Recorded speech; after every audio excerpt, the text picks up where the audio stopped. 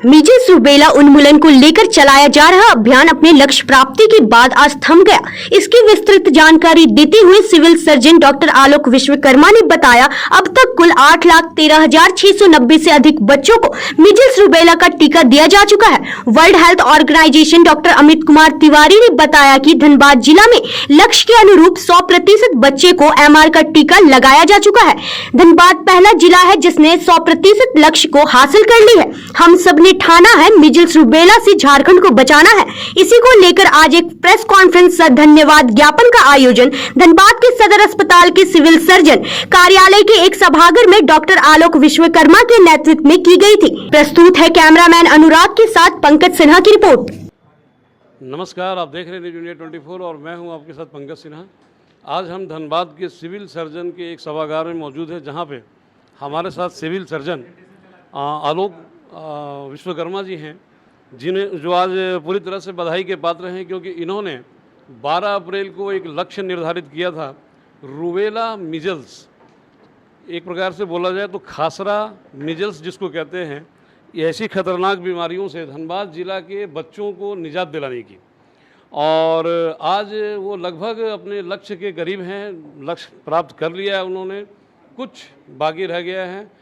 काफ़ी मेहनत किया इतने दिनों में और लगे रहे उस पर। प्रतिदिन न्यूज़ आती रही कि आज यहाँ के बच्चों को, वहाँ के बच्चों को रूबेला मीजल्स का इंजेक्शन स्कूल के माध्यम से और कहाँ कहाँ के माध्यम से दिया गया। ये सारे कुछ डॉक्टर साहब बताएंगे, हम बात करेंगे। डॉक्टर साहब, काफ़ी बड़ा लक्ष्य था और काफ़ी परिश्रम करना पड़ा होगा इसके लिए आपको।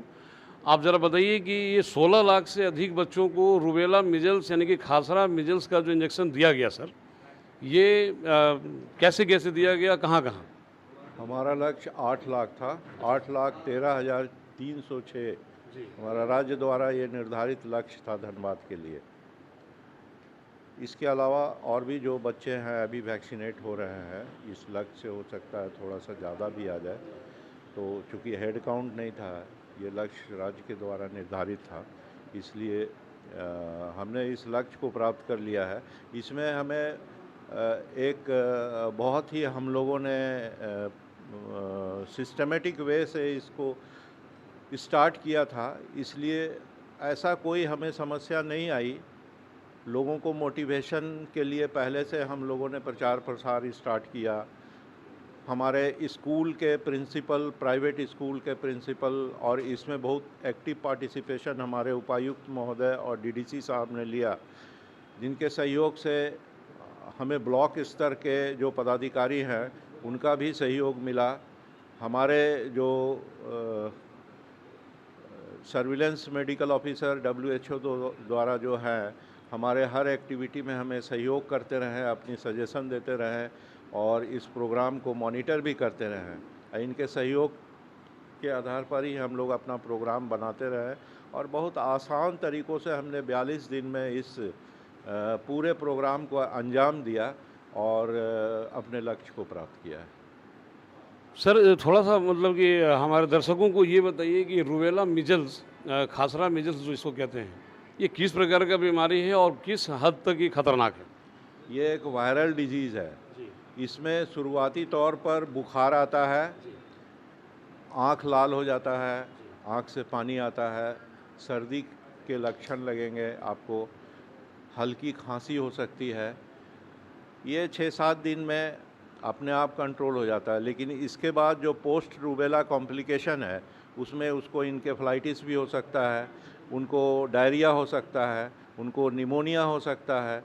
ये सारे कॉम्प्लिकेशन जो है, मेल न्यूट्रिटेड हो सकता है बच्चा, चूँकि इम्यूनिटी इसमें घट जाता है, समझे ना। ये वायरल इन्फेक्शन है और ये बहुत तेज़ी से फैलता है। जैसे कि आपने देखा होगा कि कोविड में एक व्यक्ति 3 लोगों को फैला सकता था। ये एक व्यक्ति अगर मीजल्स का है तो वो 20 लोगों को फैला सकता है। ये इसका रैपिडिटी है स्प्रेड करने का, इसीलिए भी इसको हम लोग ख़तरनाक मानते हैं और बच्चों में खास करके ये प्रभावित होता है। देखा गया कि 15 साल तक के बच्चे इस रूबेला से प्रभावित हुए, मीजल्स से प्रभावित हुए, इसलिए इसे इमीडिएट कंट्रोल करना बहुत आवश्यक हो गया हमें।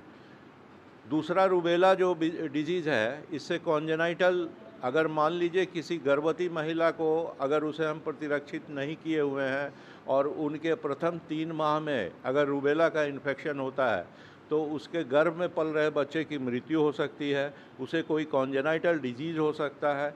ये सारे कॉम्प्लिकेशन है जो कि इसकी वजह से रूबेला के वजह से होता है। इसलिए दोनों ये डिजीज़ जो है भारत सरकार ने ये निर्णय लिया कि 2023 तक हम इसको अपने भारत से इस बीमारी को ख़त्म कर देंगे। सर, मेडिकल साइंस क्या इस बात का दावा करता है कि ये मतलब इंजेक्शन जिन बच्चों को पड़ गया है, क्या अब उन्हें ये वायरस परेशान नहीं करेगा? बिल्कुल, यह 100% इम्यूनिटी प्रोवाइड करता है, लेकिन अब ये हमारे जैसे कि पोलियो में आपने देखा 25 साल हमें लगा पोलियो को ख़त्म करने में हिंदुस्तान में, लेकिन पोलियो का सर्विलेंस आज भी बाकी है। आज भी हम लोग करते रहते हैं कि पोलियो के नए केस को ढूंढते हैं। सीवेज जो रहता है उसका हम लोग जांच करते हैं कि उसमें कोई पोलियो का नया वायरस नहीं पनप ले। इसलिए ये कहना तो अभी ये संभव नहीं है कि हाँ भविष्य में ये हो सकता है वो वायरस म्यूटेट करके कोई दूसरा रूप ले ले। इसलिए अभी ये सारे चीज़ जो हैं हमारे ऑब्जर्वेशन, हमारे सर्विलेंस पर डिपेंड करता है कि हम मीजल्स रूबेला को 100% रिमूव कर पाए हैं या नहीं कर पाए। चलिए, बहुत बहुत धन्यवाद और हमारे भी न्यूज़ चैनल की तरफ से आपको बधाई हो, क्योंकि भाई आपने बहुत बड़ा काम किया है आज धनबाद जिला के लिए। कैमरामैन अनुराग जी के साथ पंकज सिन्हा, न्यूज़ इंडिया 24।